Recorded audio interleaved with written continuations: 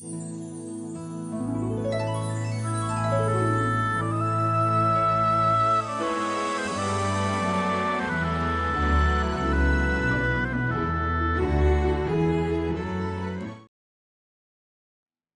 نملالس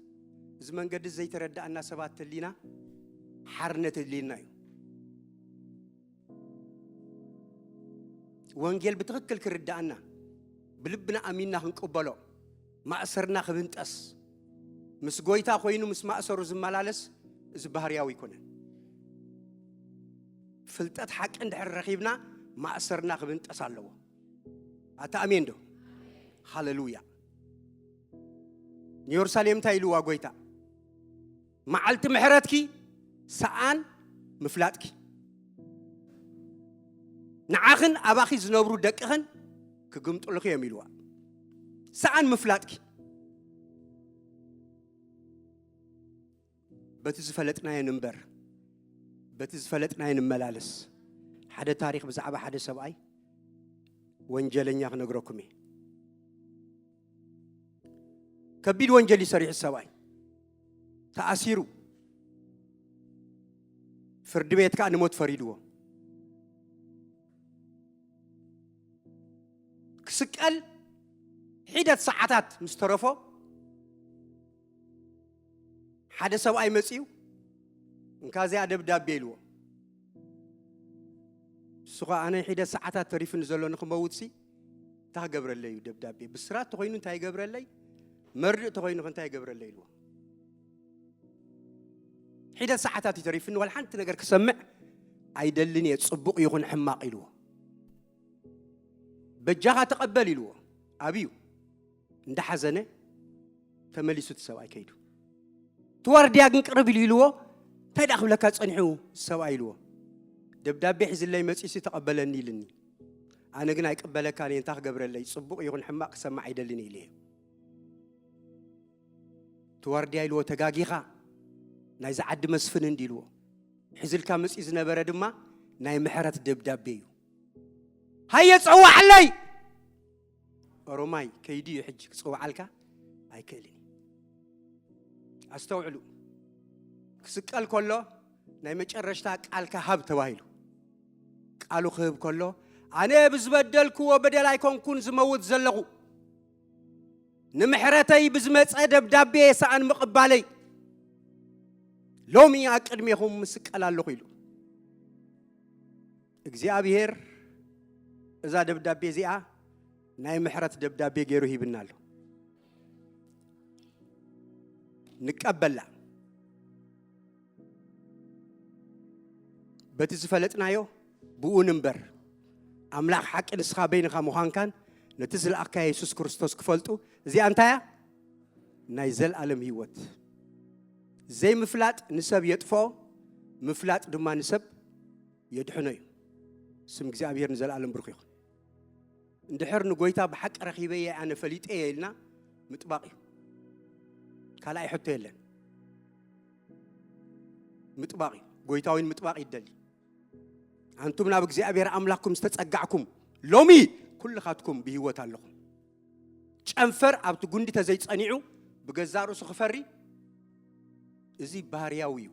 ንኣምላኽ ፈልጠ ዝበለ ናብ ኣምላኽ ይጠበቕ ኣታእሚን ዶ ቀደም ጥቡቃት ኣይነበርናን ሃይማኖተኛታት ኢና ነርና ሕጂ ግን ብክርስቶስ ናይ ምጥባቅ ዕድል ተዋሂብና ኣሎ ስሙ ንዘለዓለም ይባረኽ ሃሌሉያ ስለዚ ሓደ ዝንጉዕ ኣይረኸብ عشاق كنت غنى بزا من قد زي أزغيد زبالة كله أي قاقني حدا الزنقو عم مأكلنا أي رغب حدا تلاقاتي أي رغب فيزنيا بلو زي ما يتبعوين فيزنيا أي رغب بس أقا أملاخ أين اللاقات هواري أب أولسكم إلو أنس أقا أملاخ نخونتو أي قبلني آمين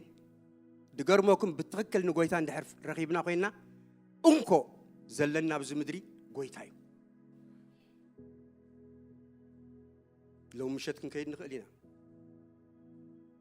صباح كن كيد نخلينا دحر صوم كن كيد نخلينا ጎይታ ከም እንኮ ንብረትካ ተሒስካዮ እግዚአብሔር ከ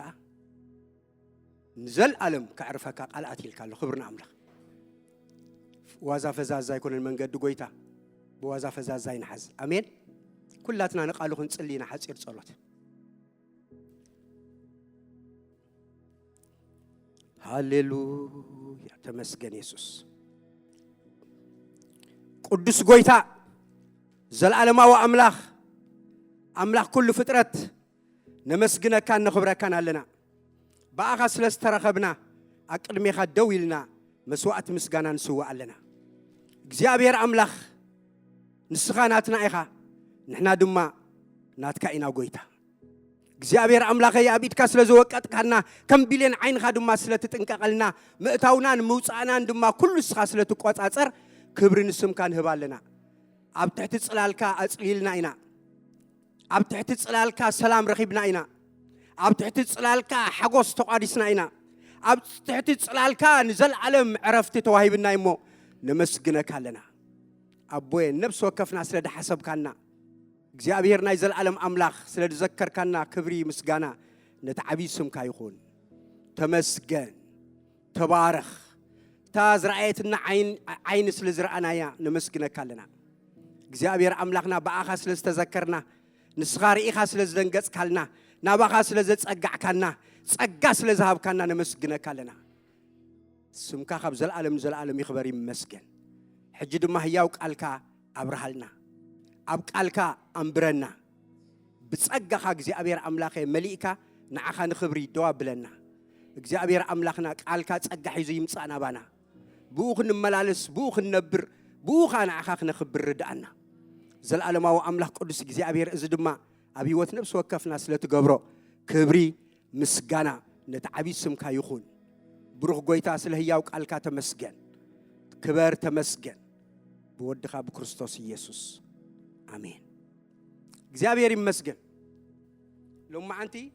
ቆርብ ቀሲ ለኽዛረበ እግዚአብሔር ይመስገን ሓቢርና ንሪኦ ቃል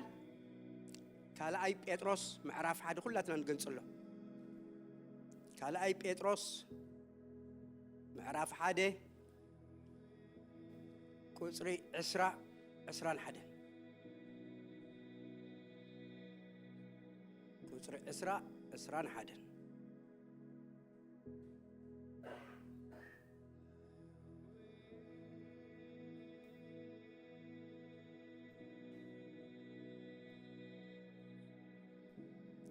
كل صحف تنبيت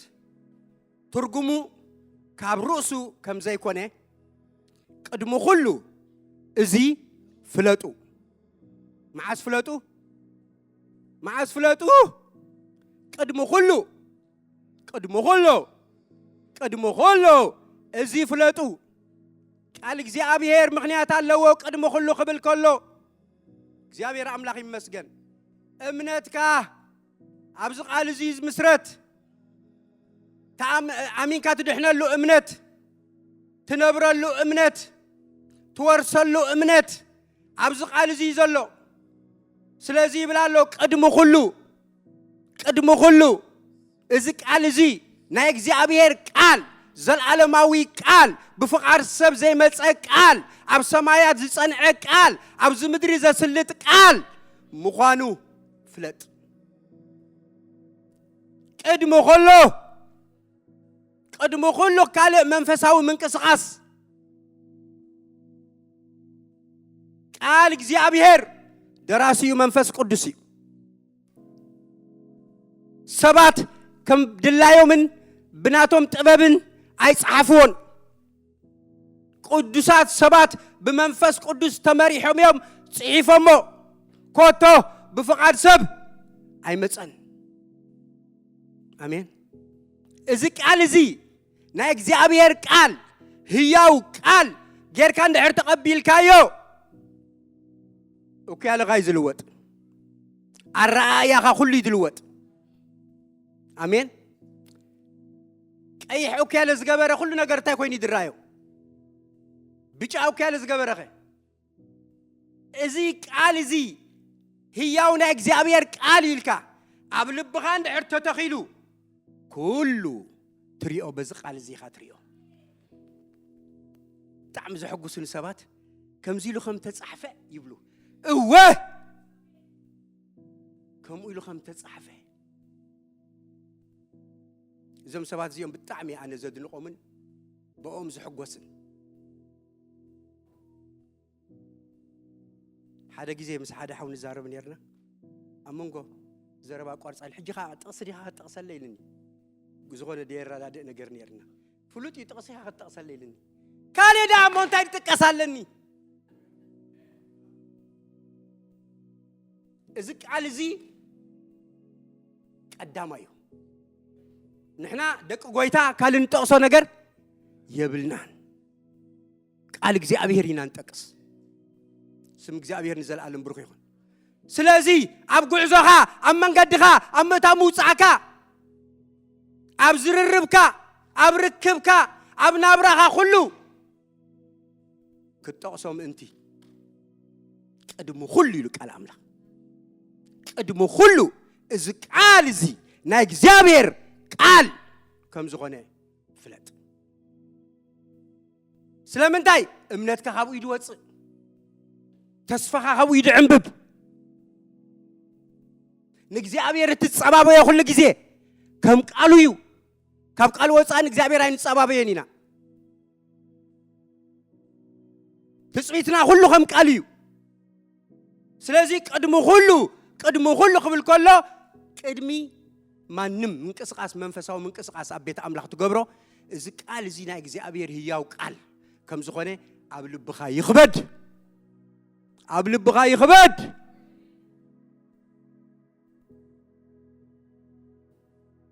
ብርግጽ የድብል ደለኹ እዚ ቃል እዚ አዲሒንና ዝብሉ ብዙሓት ሰባት ነዚ ቃል እዚ ቦታ ደይብሎም ኣለዉ ይድነቁ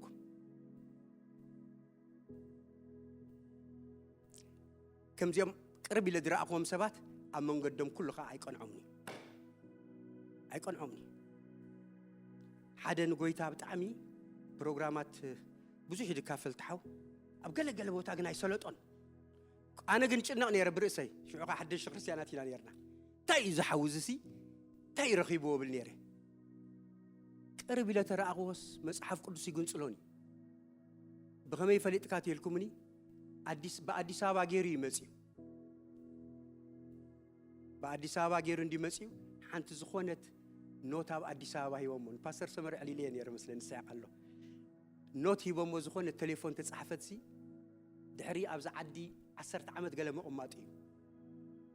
ግን ጽላ ቢሉስ እዚያ ቴሌፎን እዚያ ይደልያ እንዲየ ነይረ ኣብ አዲስ አበባ ዘመደያ ቴሌፎን ሂቦሞ ነይሮም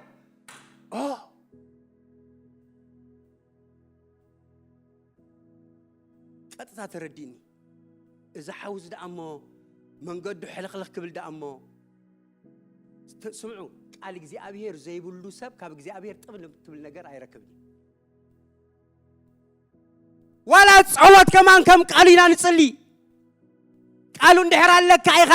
ኣቅድሚ እግዚአብሔር ድስማዕ ጸሎት ትጽሊ እዛ ሓውዚ 10 ዓመት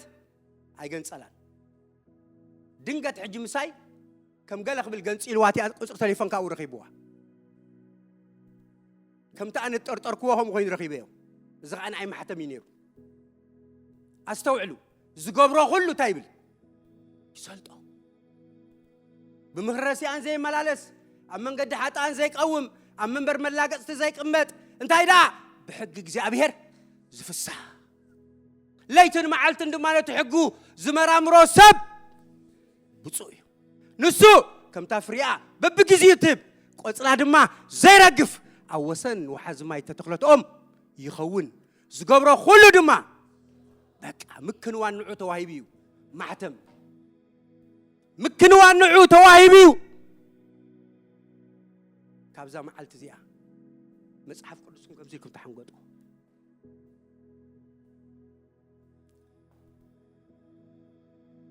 أنا وين كم تزقبعني كونكم مور كابزل لهون لعل خوني يدل المصحف قدس أب عالم كله حنت مصحف عن بيبنيري ميري جنسنن مصحف قدسان ياتبل اسكت فلطوات يا مصحف قويتا يباركا تقرم كاب حدا عركة وسيديا زقرمكم قويتا لك يدالون نيرو تود فلتو يو قري قرما يدبال أوفن باقي دقمت زي مصحف كم ببعد اللي يليه من ناي منفساو نجر أفافنا ديب اللي يسبي حراي اللي يبني أم بيبيا ماري جونسون إنجليزاويتيا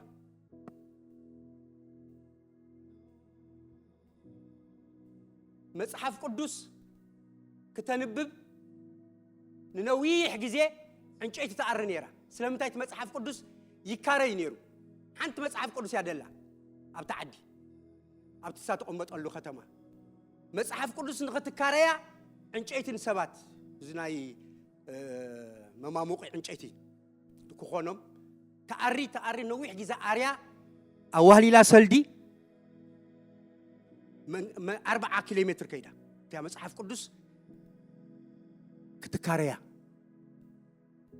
أو مس مصحتي لوات كهن تيا مصحف قدوس بخراي وصي على سوري لوا بخيا أبتا مصحف تيا تبل ميري جونسون مغنيات كوينا مصحف قدوس نحتى من خبازح كبيد زغونة سمعهم دلوا وسب بميري جونسون يتفليت إدبال أو غرميلا كاب أجرت كان مغاد أبيها أستوعب قال جزي أبير طعمي بمجمرتا طعمي قالوا خم عر طعمي نقدف موت خالد نرخبه بركات قال جزي أبير زنافقيو قال جزي أبير سنايو برجت يزبلكم أبزق علزي نعبيلو أبزق علزي نورسلو أبزق علزي زد لينا كله أبزق زي أبير كتيتوي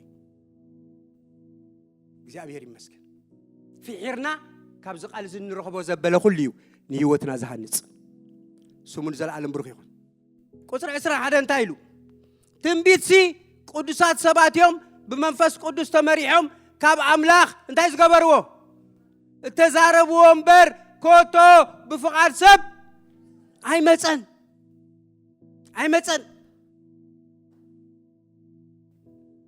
كوتو بفقار سب أي متن كما يلم يوم تمريح هم صحيف أمو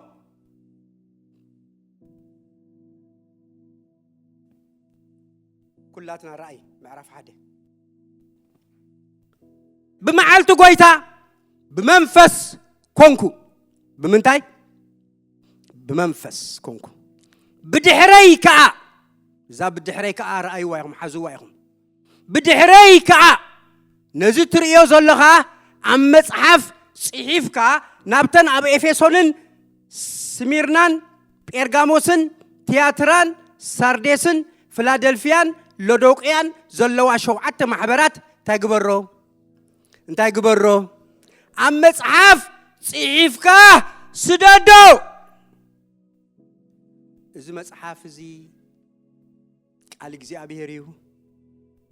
عم مصحف تصحفو نعنا استسدديو أتأمين نرأي يوحنس تراي زوكل تقصي كونن رجسيو بزعبا رأي يوحنس يزارب زلو نرأي يوحنس كتصحف كله استوهبو تأزازيو جن بز منفس زي مصحف قدس آمين بز منفس زي متي بدحري كا زبل قال بدحريهم كا نتم صحفتي ننفس وكفهم እግዚአብሔር ነይሩም ሰው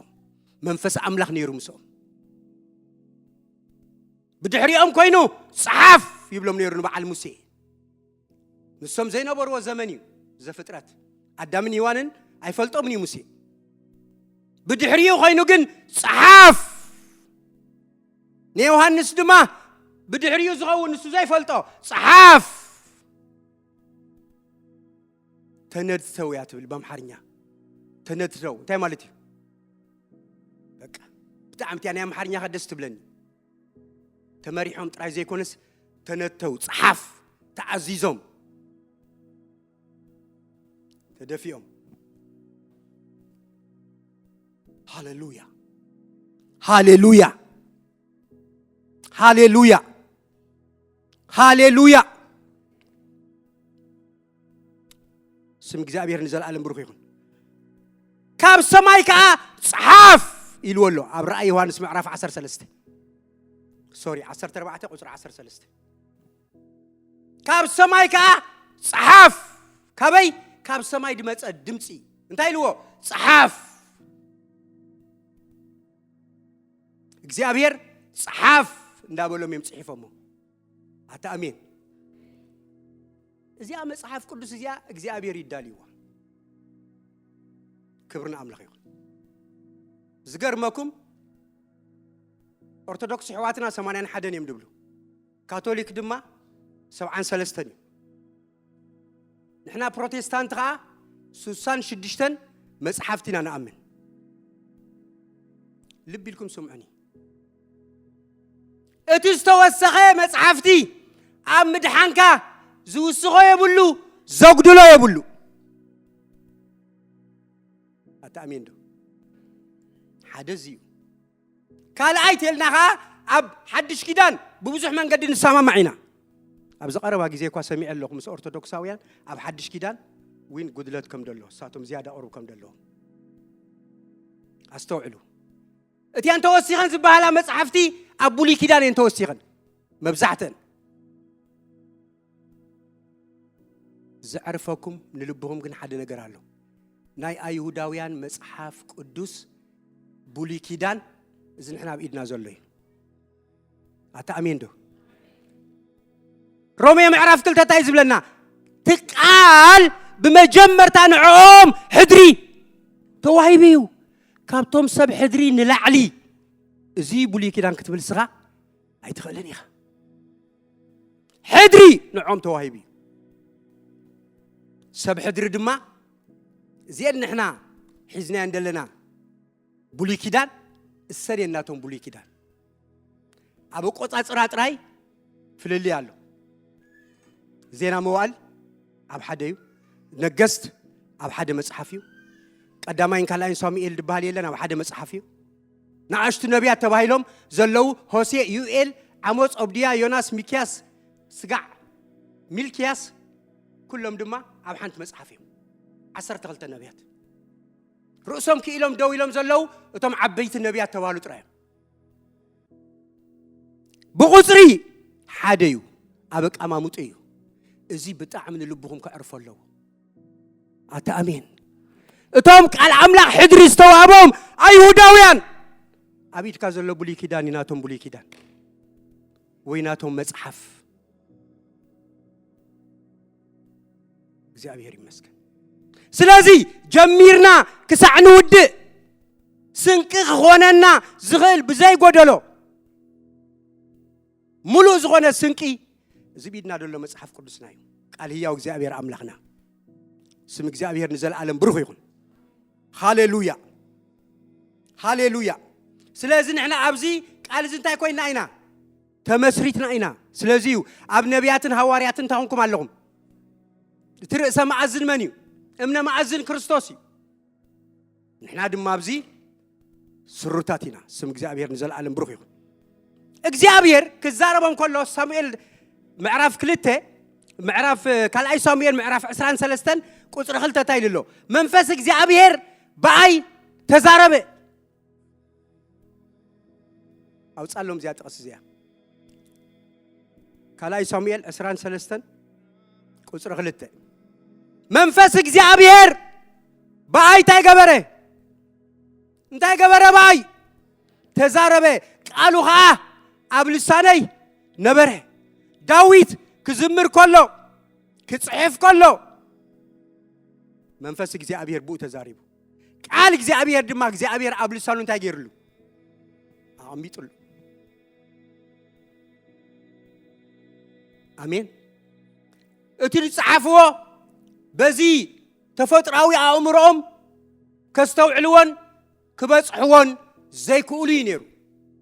ስለዚኦም ነዚ ናይ ጸጋ ዘመን ካብ ርሑቕ ሪኦም ንዕኡ ተሳሊሞም ሰጊዶም ዝሓለፉ ነናይ ዘመን ከም ዘገልገሉ ብውሽጦም ተረዲእዎም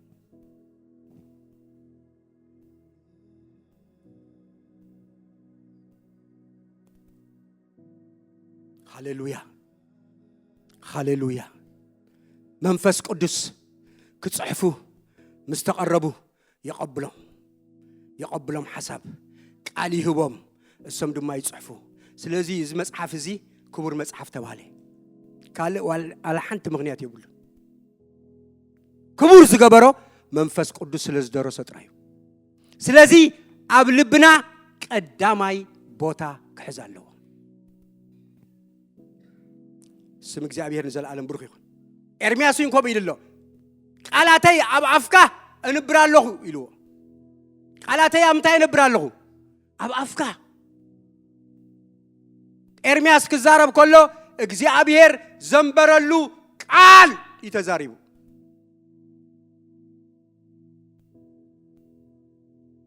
ስም እግዚአብሔር ንዘላለም ብሩክ ይሁን ቃላተይ ኣብ አፍካ ታይገብራለሁ እንብር ኣለሁ نزمت جزين نحاورون نزل علمن كنبرسي عم مصحف صحفه يلوني إسياس دما انتي نخوون استوعلوا نزمت جزين نحاورون نزل علمن كنبرسي عم مصحف تاجبره عم مصحف كتصحف فقاد جزي أبيهر ينيرو سلامنتاي نعنا من انت ترفلنا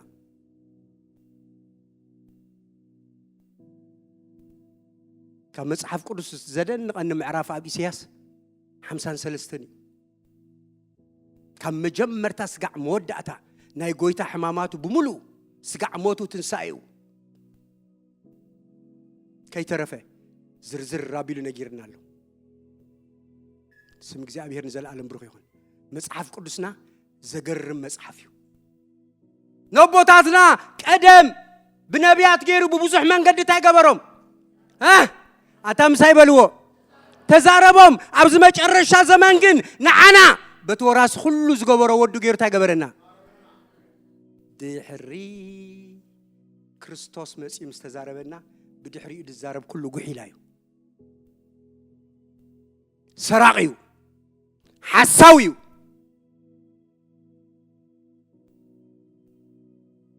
إذا خاني نزيم بدحار دفلفلو هايمانوت كله مع صواف دخونكم تقصيو قويتا يسوع كريستوس بمثلا غير تزاريبومي منغستو قبل نابكالا هاجر كيدو تماليسو مسمص اغن اتنبراتو اسك صباكم إلو بارو تليغو بب حد قتيلهم نتيم تلاقوا نبياتيو تمثالي بب حد قتيلهم مص حد يقتلوا تلاقوا مص تبعل صقاي دلوخم دلو هيا ركبني دبلم دلو بب حد مጨረሻ ግን ንወደይሲ ባ يحفرو ሆኑ ይሉ መጨረሻ ለመንሰል ይደለው ንወዱ ግን አብርሆ ምስራይ ወታ ይሎም ዝዳት ወራስ እንዲው ነዝሞ እንደ ሕርቀቲልናዮ ኩሉ ትናቱናትና ክኸውን ይለው አስተውዕሉ ጎይታ በምሳሌ ገይር ተዛሪቢ ላይ መጨረሻ ጎይታ استزاربولو منغدي እግዚአብሔር ተዛረበሉ መንገዲ በወዲዩ بدحريو ولا شحن 500 يقصرو ولا شحن 700 يقصر زخونه ሃይማኖት ውድቂው ቅድሚ ዝነበረ ጣዖት ወይን ውድቂው በዓል ቡዳ ኩሉ ውድቂው ሓደ ጥራይ ሓቀሎ እግዚአብሔር ሓደዩ ሓቆኻ ሓደዩ እግዚአብሔር 10 መንገዲ ይብሉ ሓንቲ ያ መንገዱ አሜን ሓደ ተላገጽ ሰባት ናብቲ ቸሮኽት አትኸለኻ እኮ 12 አፍ ደገ ይደለዋ በትእቶ በቲ አማከል ግን ኩልኻ ትራኸብ ኢኻ ከም ዝባል የለን መንገዲ እግዚአብሔር ከም ይኮነን መንገዲ እግዚአብሔር ሓንቲያ እግዚአብሔር ሓደዩ ወእስራኤል ስማ እግዚአብሔር አምላክና ሓደ እግዚአብሔር ሳድማን እግዚአብሔር አምላክካ በሙሉ ልብኻ በሙሉ ነፍስኻ በሙሉ ሐሳብካ በሙሉ ኃይልኻ አፍቅሮ ሃሌሉያ እግዚአብሔር ይመስገን ሰለስተ ነገር ክሪና ቃሉ መዓልታዊ ምግብናዩ ነቶም ትጽሕፉ ደለኹም ቃሉ እንታይናዩ መዓልታዊ ምግብናዩ ቃል እግዚአብሔር አፍሉ ይጊዜ እንቆርሶ ሕብስት ዘይኮነ መዓልታዊ ንምገቦ እንጀራናዩ አሜን ቶርታ ይኻብ ዓመት ሓንሳት ቆርጾ መጽሐፍ ቅዱስ መዓልታዊ معالتاو إلى نمجبو እግዚአብሔር አምላክ ይመስገን معالتاو إلى نمجبو ሃሌሉያ معالتاو إلى نمجبو ስለዚህ ጌታ ኢየሱስ ክርስቶስ ዲያብሎስ ክፍትኖ ኸሎ ታይልዎ ሰብ ካብ አፍ አምላክ ብዙወጽ ቃል ዳንበር ብንጀራ ጥራይ ብንጀራ ጥራይ ነብር ሰብ ክብል ከሎ አስተውዕሉ በጃኹም አስተውዕልኩም ሰማኒ ሰብ ክብል ከሎ ጌታ ኢየሱስ ክርስቶስ ንዓኻትኩም እዩ ንኹሉ ሰብ ከይመስለኩም ከምቲ ንርእሱ ወዲ ሰብ ዝበለ እቶም ዳግም ተወልዱ ሰብ በዚ ዝነብር ዳግም ተወልደ ሰብ በዚ ዝነብር እግዚአብሔር ንአዳም ክፈጥሮ ኸሎ ካብ ሐመድ ምድሪ ገበሮ አበ ፍንጩ ድማ እስትንፋስ ህይወት ወፈለሉሞ ህያው ነፍስ ዘለዎ ሰብ ኮነ ካበይ ተገይሩ አዳም ካብ ምድሪ ዘፍለየቶኻ ስጋኻ ይመገብ ካብ ምድሪ እንዲ ኮይኑ ምድሪ ዘፍረየቶኻ ስጋኻ ይመገብ ብህይወት ምእንቲ ክቅጽል ንስኻትኩም ግና ካብ ላዕሊ ኢኹም ተወሊድኩም ኢልካ ቃል አምላኽ ካብ ላዕሊ እንድሕር ተወሊድካ ላዕለዋይ ማናይ ደድልየካ ንመንፈስካ ካብ ላዕሊ ዝተወልደ ዘበለ ኩሉ ብንጀራ ጥራይ አይነብርን እዩ አንተ አሜን አንተ አሜን ባብል በጃው ድልድል ድበለ አሜን አሜን ስለዚህ ካብ ላዕሊ ዝተወልደ ዘበለ ኩሉ መንፈሳው ማናይ ደድልዮ ብህይወት ምእንቲ ክትቅጽል ካብ ቃል አምላኽ እንድሕር ሪዕካኮ እንዳነቀጽካ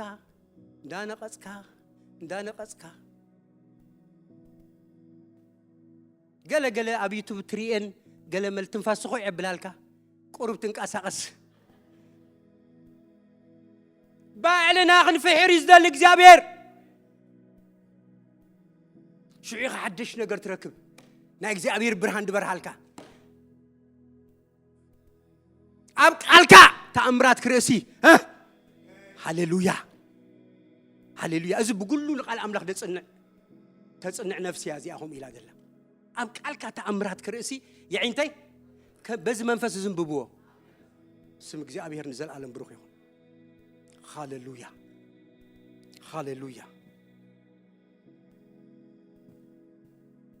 ኩላትና ንፈልጦ ጠቕሲዩ ንምድሓን ምእንቲ ክትዓብዩ ድብል ከምቶም ሕጂ ዝተወልዱ ህፃናት ነቲ ሕዋስ ዘይብሉ መንፈሳዊ ፃባ እንታይ ግበርዎ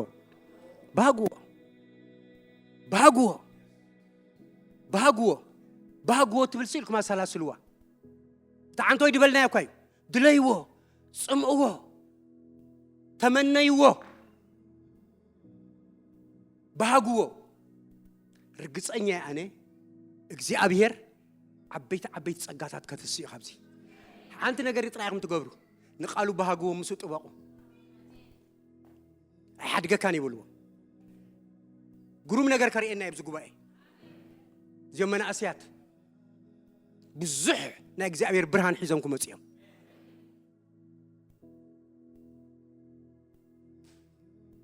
እስኪና አምላኽ ከገልግልየ ኣነ ድብል ንእግዚአብሔር ከገልግልየ ከምቲ ሱስ ደልየኒ ኮይነ መልሳ ክነግረኩም ኣብዚያ ጥበቕ ካልእ ወላ ሓንቲ የለን ኩሉ ኣገልግሎታት ቃል አምላኽ የድልዩ እዩ ኩሉ እንድሕር ብቃል እግዚአብሔር ተሰሪሕካ ኢኻ ነቶም መገላግልትኻ ምቹእ ትኸውን እንድሕር ብቃል እግዚአብሔር ተሃኒጽካ ኢኻ እንታይ ከም ተገልግል ትፈልጥ ቃል እግዚአብሔር ዘየድልዮ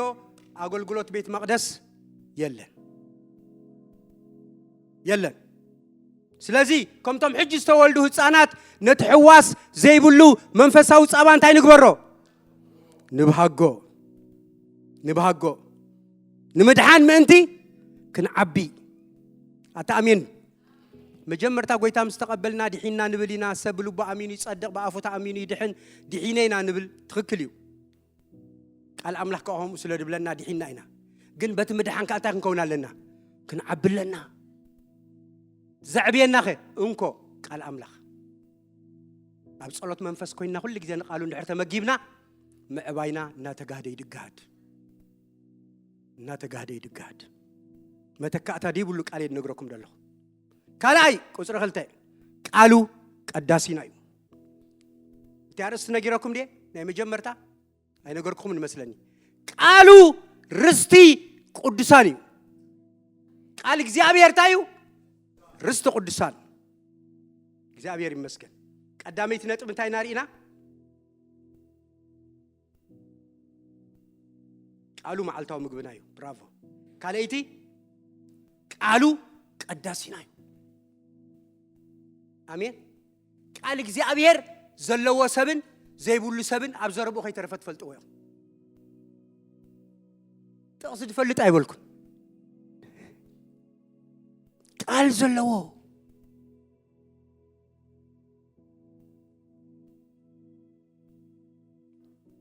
አምላሹ ትሪኢኻ ቃል ዘለዎ ቃልካ ሓቂው በተሐቅታ ይግበሮም ቀድሶም እግዚአብሔር ይመስገን ቃል እግዚአብሔር ቀዳሲና እዩ ንስኻትኩም ግና ኢልዎም ሳላቲ ዝነገርኩኹም ቃል ድሮ ንጹሃት ኢኹም ቃል አንጽይኩም እዩ ቀዲስኩም ኢልዎም ጎይታ ቃሉ ቀዳሲና እዩ ቃሉ እንድሕር አንቢብካዮ አእምሮኻ ይቅደስ በቃ ነፍስኻ ትቅደስ ፍቃድካ ሐሳብካ ኩሉ ይቅደስ እግዚአብሔር ይመስገን በቃሉ بمحداث حسابكم تلوطوا دعنبر نز عالم زيا استوعلوا بزح غزي نا عالم زمسلنالو اوان كاب قالو مسغدلنا منم حتى يقول نا عالم زمسلكم الاوانات كله كاب قالو سلدغدلكم دحر ناب قالو تصقيعكم دماني نتقالو يكم تمسلوا وشتقم لا تقدس يزمص اتملؤن سناين بهز بالفقد املاح انتاي مخانو مرميركم نختفلطو دما نعخاتكم قليل يدخون سم እግዚአብሔር نزل عالم بروح يكون ስለዚህ ቃሉ ቀዳሲና እዩ እግዚአብሔር አምላክ ይመስገን አታአሜን ዶ እንደር ቃሉ ተመሊና እንታይና ነውጽ ቃል ዘለዎ ሰብ ቃል ይዝህብ ንሐው ጎይታ ይባረክ አስብኞሲ እንድሕራማ እቲኹም እንድሕ ጾሚኩም እንታይ ተውጽ ኣብ ጸባ እቲኹም እንድሕ ጾሚኩም ማኸ ሰብ ድተመሎ ይደውጽ ድሕር ፖለቲካ ተመሊኻ በቃ ፖለቲካ ተውጽ ድሕር ቃል መሊኻ ግን نزدوللك بركة نزرخبك سب كله بركة تخون كبرنا أملاك سب دتمول أيد سموق أنت أمين سالساي نايمج الرشال قالوا حلاوي نايو نلوم زين سلسة راينا نري قالوا انتاي نايو حلاوينا اسكي قالوا حلاوينا لكم تأمنوا برقص قبلكم على كلهم ما أنتي قالوا حلاوي خيو مسغويتا قصالነት ዘለዎ ህይወት ከህልወና አብቃሉ እንድሕራለና ኮይና በቃ ኣብ ዙርያ ሓለዋ አምላኽና ደለና ኩላትና ቀዳማይ ጴጥሮስ 1:5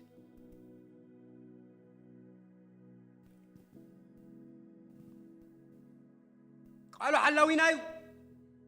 አሜን دايدبل نسخاتكم بحيل أملاخ بأمنت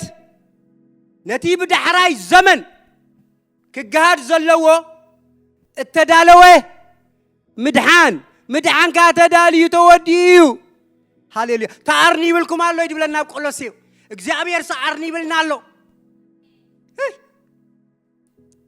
ክብርን እግዚአብሔር ይሁን ስለዚህ ነዚህ ተዳለወ ምድሓን انت كونكم عليكم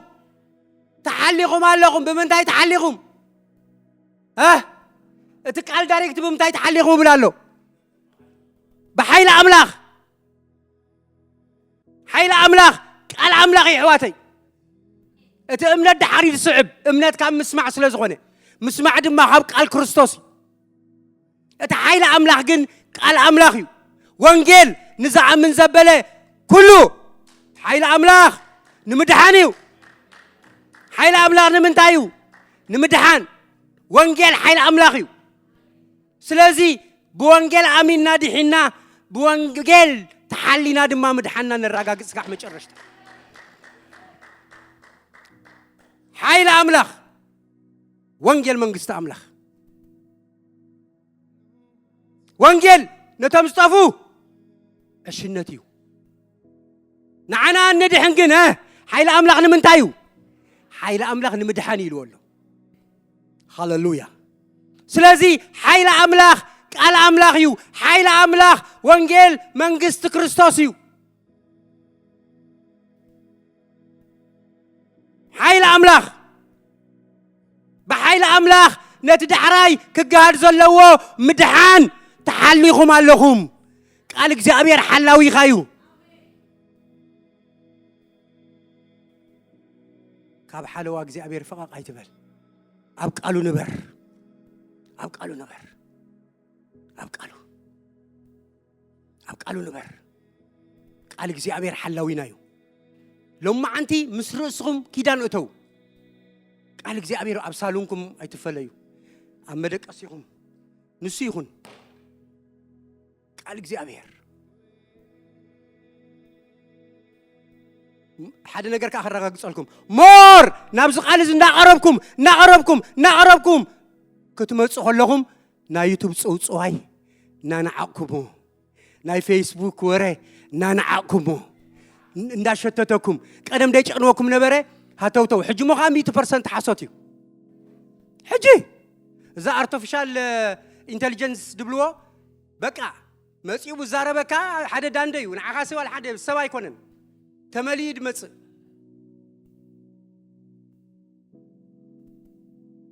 ካብዚ ከምዚ እግዚኣብሔር የውፃእና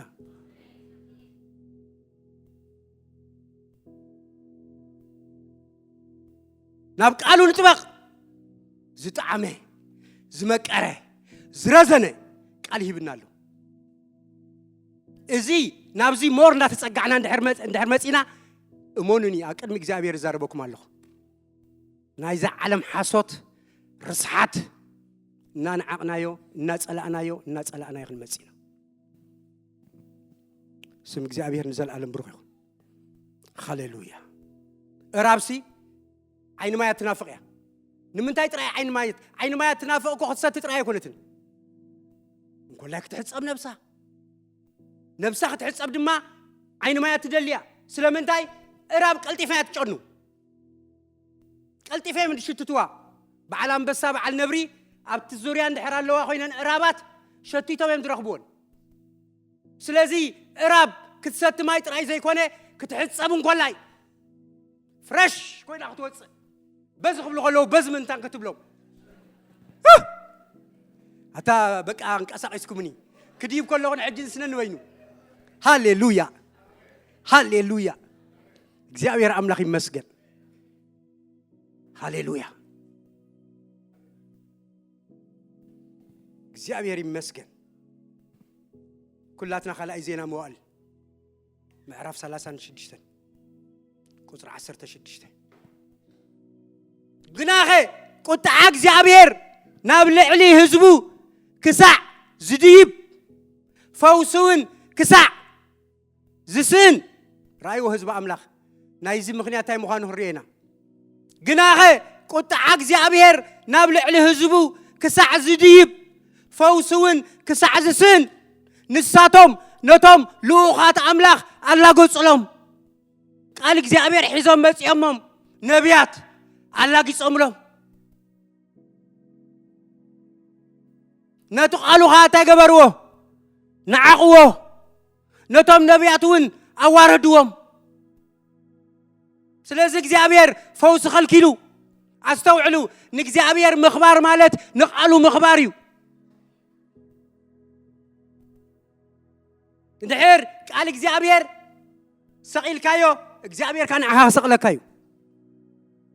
ኣብዚ ምድሪ ካለ ወላ ሓንቲ ንገብሮ ነገር የለን ኩሉ ካብዚ ዝወፅእ ኣምልኾ ካብዚ ዝወፅእ እንድሕር ቃል እግዚአብሔር ኣኽቢርካ ንኣምላኽ ትጸብለል ኣቢልካ ኣለኻ እግዚአብሔር ማለት ቃሉ እዩ ቃሉ ማለት እግዚአብሔር እዩ ኩሉ ግዜ ዝብሎ ቃል እዩ እግዚአብሔር ማለት ቃል እዩ ቃሉ ማለት ከ እግዚአብሔር ማለት እዩ አይነጻጸሉን እዩ ነጊሮኩም ይቀድም ሕጂ እግዚአብሔር ካብዛ መጽሐፍ እዚያ ይዓብዩ ንዓና ግን እግዚአብሔር በዚ ልክ ኢና ንፈልጦ ከማዩ ደው ይብልና ሓንፂጽልና ስለዚ ንቃሉ ቀዳማይ ክንገብሮ ከለና ንእግዚአብሔር ኢና ቀዳማይ ንገብሮ ዘለና ንቃሉ ብልጫ ብዝሃብናዮ ቁጽሪ እግዚአብሔር ድማ ኣብዚ ቃል ዘሎ ተስፋታት ይውርሰና አታሜን ዶ ነሆኩም ሸሞንተ ርእሱ ቃል እግዚአብሔር ኳዩ አኽቢሩ ቃል እግዚአብሔር ካልዋል አንቲ ገበረ ብዙሕ ነገር ድገበረ ከይመስለና ነው እቲ ሰምዖ ቃል እግዚአብሔር ዝናዓና ሕጅ ተጻሒፍልና ደሎ ቀዳማይ ቦታ ይብዎ ኣብ ደረቕ ምድሪ መርከብ ክሰርሕ ዘኽኣሎ ቃል እግዚአብሔር ኩሎም እንዳላጎጽሉ ንቃል እግዚአብሔር ቦታ ይብዎ ኩሎም ኣብዚ መጽሐፍ ቅዱስ ዘለው ኣቦታት ንቃል እግዚአብሔር እዮም ቀዳማይ ቦታ ይብዎ ቃሉ ልዕሊ ኩሉ እዩ ኣብ ዝተኣኪብና ዘለና ብቃሉ እዩ ክብርና ኣምላኽ ይኹን ቃሉ እዩ ኣራኺብና ቃሉ ድማ ይንጉዕዘና ኩሉ ስንቅ ዝኾነና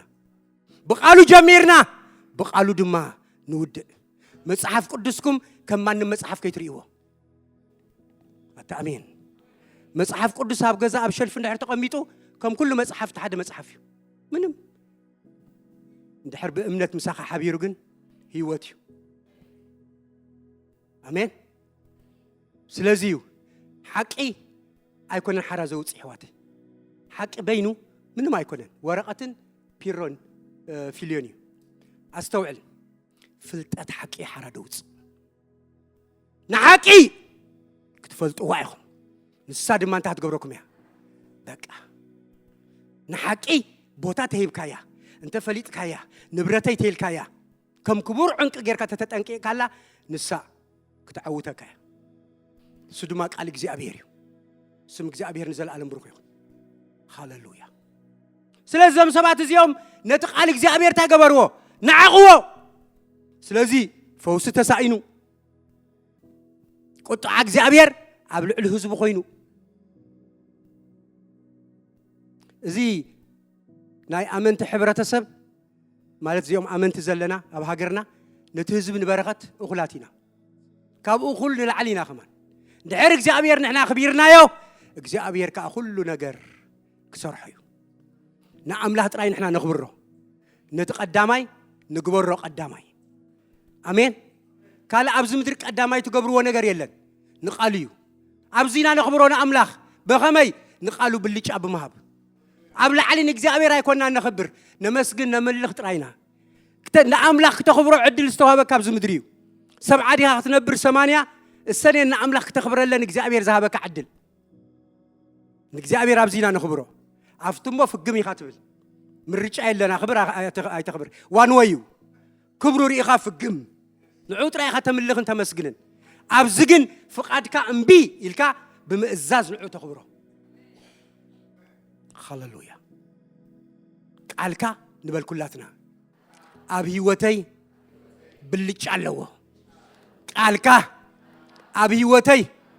ቁጽሪ ሓደ እዩ ኣሜን ስም እግዚአብሔር ንዘለዓለም ብሩክ ይኹን ሃሌሉያ ስለዚ ነቲ ቃል ዝንዕቆ ንነፍሱ የጥፋ ኩሉ ግዜ ሓዝዋ እዚኣ ጥቕስ እዚኣ ቀላል እያ ምሳሌ 13:13 ነቲ ቃል ዝንዕቆ ንነፍሱ እንታይ ገብራ የጥፋ ዝገርመኩም ኣብ ሓፃር ጥቕሲ ከቢድ ዝኾነ መልእኽቲ ነቲ ቃል ዝንዕቆ ንነፍሱ የጥፋ ነፍስኻ በቲ ቃል እያ ዲሒና ብኡ ድማ እያ ትቕፅል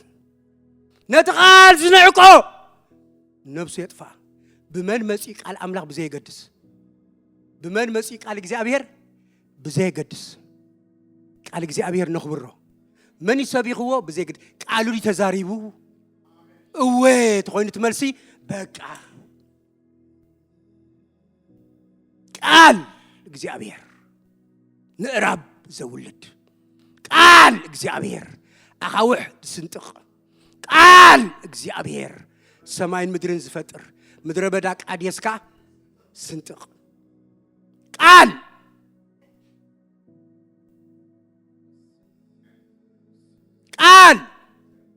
أبراهام نيساق قراقم بايوريسو دلوا كله نيساق هيبود بلنا كلام لا إساقن يعقوب قال يعقوب قال يوريسو أبو يعقوب زودقه قال هاليلويا سلازي كم قال جزي أبيهر زبله نعنا والحديل انكو نبرتنا نسي انكو تصفانا نسي سم እግዚአብሔር نزل عالم برخو قال እግዚአብሔር دجنايو እግዚአብሔር አምላክ ይመስገን ናይ መጨረሻ ሓንቲ ጥቅስ ዕብራውያን 2:1 ታይድብል ምእንቲ ከይትጠፉሲ ናብቲ ሰማዕኩሞ ቃል እንታይ ግበሩ አቅልቡ ቀልቡኹም ሲ بونتا يخون ها يتحس كنصلينا قلبي من يحيز وقت بليو نسخمن تاع قنعنا وشتكم زلان تراخبوا مسحلناكم تراخبوا لومي نقلبي منيو حيز ودلو قال املاح ديو حيز ودلو نقلبي ويسي ميديا دي حيز ودلو نقلبي انتاي حزوه حالت نابراخه اي خبرتكم يليو حالت نابرادي حزوه نقلبي من تخيطفو سنات تسمعكم وقال عزيهم اقلبو نصلي خلاتنا نقلبي من حزوه بلو حتتوا نرسهم